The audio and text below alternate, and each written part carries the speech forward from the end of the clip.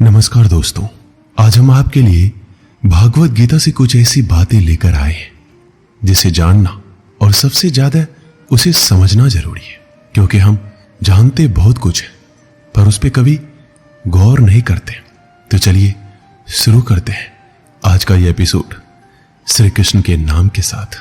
श्री कृष्ण भागवत गीता में कहते हैं, कोई भी काम अच्छा या बुरा सिर्फ उस काम को करने के पीछे के इरादे से निश्चित होता है। कोई भी काम अच्छा हो या बुरा वो केवल एक वजह से बनता है, और वो है उस काम को करने के पीछे आपका इरादा कैसा है। आप उस काम को करना क्यों चाहते हो? क्या आप उस काम को इसलिए कर रहे हैं जिससे आपका कोई स्वार्थ पूरा हो, या आप इसलिए कर रहे हैं कि किसी का भला हो जाए?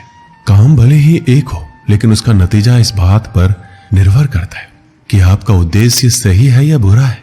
महाभारत के युद्ध में पांडव भी युद्ध कर रहे थे और कौरव भी युद्ध कर रहे थे, लेकिन दोनों के उद्देश्य बिल्कुल विपरीत थे। पांडव अपने धर्म के लिए युद्ध कर रहे थे और कौरव अधर्म के लिए युद्ध कर रहे थे। दोनों एक ही मैदान में थे और दोनों ही अपनी पूरी ताकत के साथ एक दूसरे से लड़ रहे थे, लेकिन दोनों का काम एक होने के बाद भी और मेहनत भी एक होने के बाद भी कौरव हार गए और पांडव जीत गए। इसके पीछे का एक ही कारण था, और वो है उनके काम को करने के पीछे का इरादा। एक का इरादा सही और एक का गलत था। भागवत गीता में श्री कृष्ण कहते हैं, इंसानियत के सिवाय इस दुनिया में कुछ भी नहीं रहता है। इंसान जब पैदा होता है नंगा आता है, जब वो मरता है ऐसे ही जला दिया जाता है, उसके साथ कुछ भी नहीं जाता। जिंदगी में जो कुछ भी यहां आने पर मिला है वो आपको आने से पहले किसी और का था, और जब आप यहां से चले जाएंगे तो किसी और का हो जाएगा। जो पैसे आज आपके पास है, जो नाम आज आपके पास है, जिस पोजीशन पर आप आज हैं, उससे पहले उस पोजीशन पे कोई और था। आज भले ही आप हो, लेकिन कल कोई और आपसे वो छीन लेगा। यही सृष्टि का नियम है और यही भागवत गीता की सबसे बड़ी सीख है जो हर एक पृथ्वीवासी को समझनी चाहिए। तो अगर बदलाव इस दुनिया का नियम है, तो ऐसी कौन सी चीज है जो हमेशा रहती है, जो हमारे मरने के बाद भी इस दुनिया में रहेगी? वो चीज है इंसानियत। सबसे पहले एक अच्छा इंसान बनिए, और हर एक मनुष्य उस परमात्मा का अंश है जो हमारे सीधे तार उस परमात्मा से जुड़े हुए हैं। जो हमारी आत्मा कभी गलत नहीं हो सकती, पर हम शरीर के सुखों के लिए गलत कर्मों को करने में लग जाते हैं और उनका नतीजा भी गलत होता है। आज हमारे पास जो कुछ भी है, चाहे हमारा प्यार हो या रिश्ता हो या पैसा या नाम, एक दिन हमसे छिन जाएगा, दूर चला जाएगा। यही सृष्टि का नियम है। जो कल किसी और का था वो आज आपका है, लेकिन जो आज आपका है वो आने वाले दिनों के बाद किसी और का हो जाएगा। श्रीमद् भागवत गीता में श्री कृष्ण कहते हैं, आप जैसा सोचते हो वैसा बन जाते हो। आज आप अपने जीवन में जो कुछ भी हो, केवल और केवल आपकी सोच की वजह से हो। आज कोई भी इंसान अगर किसी लेवल पे है, चाहे वो लेवल ऊपर हो या नीचे, वो सिर्फ उस इंसान की सोच की वजह से है। अगर एक भिखारी भी अमीर बनना चाहे तो बन सकता है। दुनिया में कोई ऐसी ताकत नहीं है जो उसे अमीर बनने से रोक सके। श्री कृष्ण कहते हैं, सच्चाई और अच्छाई को कभी हराया नहीं जा सकता, ना कभी छुपाया जा सकता है। इसलिए सच कहने और अच्छे कामों को करने से कभी मत डरिए। सच्चाई और सूरज को ज्यादा देर तक छिपाया नहीं जा सकता। एक वक्त आने पर इनको दुनिया के सामने आना ही पड़ता है। आप उनको सामने आने से नहीं रोक सकते। इसलिए अगर आज आप कोई ऐसा काम कर रहे हैं जो गलत है और जिसमें झूठ है, तो आपको उस काम को तत्काल ही छोड़ देना चाहिए, क्योंकि किसी ना किसी दिन आपकी सच्चाई इस दुनिया के सामने जरूर आएगी। हम सब अपने जीवन में बहुत सारे झूठ बोलते हैं, किसी के आरोप से बचने के लिए या फिर अपना फायदा देखने के लिए। भागवत गीता में यह कहा गया है, अगर आप कोई ऐसा सच बोलते हैं जिससे किसी मासूम के साथ अन्याय होता हो, तो वह बोला गया सच अच्छा नहीं होता है। और अगर आप ऐसा असत्य बोलते हो जिससे किसी का भला होता है पर किसी का नुकसान भी नहीं होता है, तो बोला गया असत्य भी बुरा नहीं होता। इसमें महत्वपूर्ण बात यह है कि किसी के साथ अन्याय नहीं होना चाहिए। इस सत्य असत्य और असत्य सत्य को समझना बहुत ही बारीकी का काम है। इसलिए अपने विवेक से 2 बार सोचने के बाद ही निर्णय लें कि आपको क्या बोलना चाहिए और क्या नहीं। भागवत गीता में श्री कृष्ण कहते हैं, हमें सिर्फ कर्म करने का अधिकार है, फल के बारे में ना सोचे। आपको काम करने की तो छूट है, लेकिन अपने आपके उस काम में होने वाली जीत और हार में खुद को बांध करके नहीं रखना चाहिए।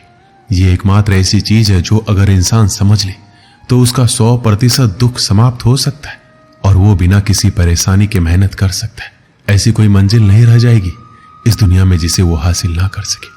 और सबसे शानदार बात तो ये होगी, सब कुछ प्राप्त करने के बाद उसे कभी घमंड नहीं होगा। आपको कभी भी किसी काम को करने का उद्देश्य ये नहीं होना चाहिए कि अगर इस काम को मैं अगर कर लूंगा तो मुझे ये फल प्राप्त हो जाएगा। अक्सर होता यह है कि हम मेहनत तो बहुत कर लेते हैं, लेकिन उस मेहनत से ज्यादा हमारे मन में चिंता होती है, इच्छा होती है। हर वक्त हम ये सोचते हैं कि मैं इतना मेहनत तो कर रहा हूं, मुझे सफलता क्यों नहीं मिलेगी, मुझे तो सफलता मिलनी ही चाहिए। हमारी आशाएं बढ़ जाती है जितनी हमारी मेहनत होनी चाहिए।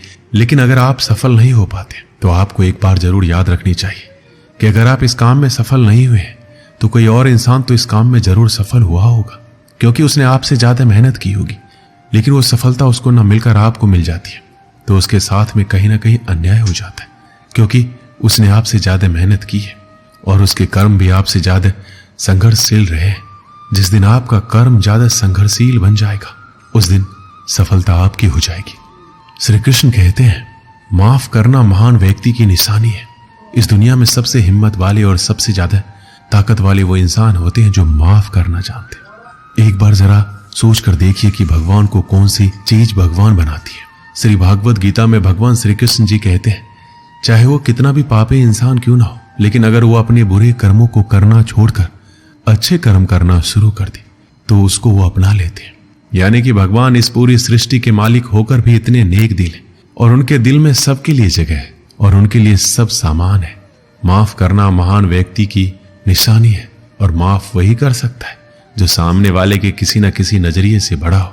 किसी की गलती होने पर उस पर नाराज होना या उस पर गुस्सा होना बहुत आसान काम है और ये काम कोई भी इंसान कर सकता है, लेकिन हिम्मत वाले इंसान गलती करने वाले इंसान को माफ करके उसको एक और मौका दे सकते हैं।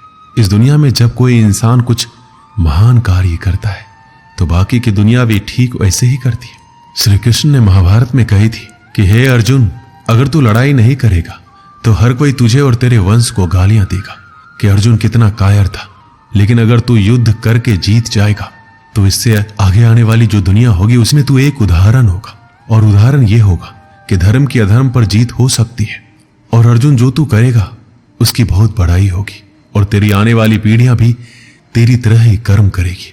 भगवान श्री कृष्ण के वाक्य में एक और गहरा अर्थ छुपा हुआ है और वो है, अगर आप अपने जीवन में किसी ऐसे लेवल पर हो जिस लेवल पर जाना किसी समान इंसान के लिए आसान बात नहीं होती, तो आपको अपने हाई पोजीशन से इस दुनिया में ऐसे उदाहरण प्रस्तुत करने चाहिए जिनसे सब लोगों की भलाई हो और सबको एक ही रास्ता दिखे।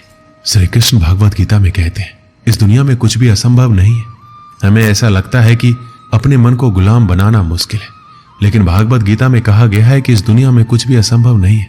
हम अपने दिमाग को, अपने विचारों को खुद को वश में कर सकते हैं, बशर्ते अगर हम ऐसा करना चाहें और अगर इसका अभ्यास करें तो संभव है। जब श्री कृष्ण अर्जुन से कहते हैं, हे अर्जुन, तुझे अपने मन को काबू में रखकर अभी केवल और केवल अपने युद्ध पर ध्यान देना चाहिए, तो उसके बाद अर्जुन श्री कृष्ण से कहते हैं, हे भगवान, आपने ये कह तो दिया कि ये मन दुख और हर बीमारी की जड़ है, पर ऐसा तो हो ही नहीं सकता कि इंसान अपने मन को पूरी तरह से अपने काबू में कर ले। फिर ऐसा कौन सा तरीका है जिससे अपने मन को काबू में कर सकते हैं? इस प्रश्न पर भगवान श्री कृष्ण जवाब देते हुए कहते हैं कि दुनिया में कोई ऐसा काम नहीं है जिसको कोई इंसान नहीं कर सके। प्रयास से हर काम सफल बनाया जा सकता है। अगर कोई किसी पहाड़ को फतह करना चाहता है, अगर वो एक बार में ऐसा नहीं कर सकता तो उसे अपनी कोशिश जारी रखनी चाहिए।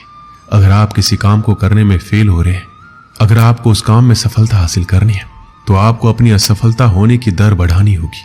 आपको केवल इस बात पे ध्यान रखना है, अगर मुझे इस पहाड़ पर चढ़ना है तो मुझे सिर्फ चढ़ना है। आपको इस बात से मतलब नहीं रखना है कि आप 100 बार प्रयास करें या फिर 1000 बार। आपको चढ़ना है, मतलब चढ़ना है। भगवान श्री कृष्ण कहते हैं कि अभ्यास से सब कुछ संभव है, चाहे वो काम हो या मन को काबू में करना। दोस्तों,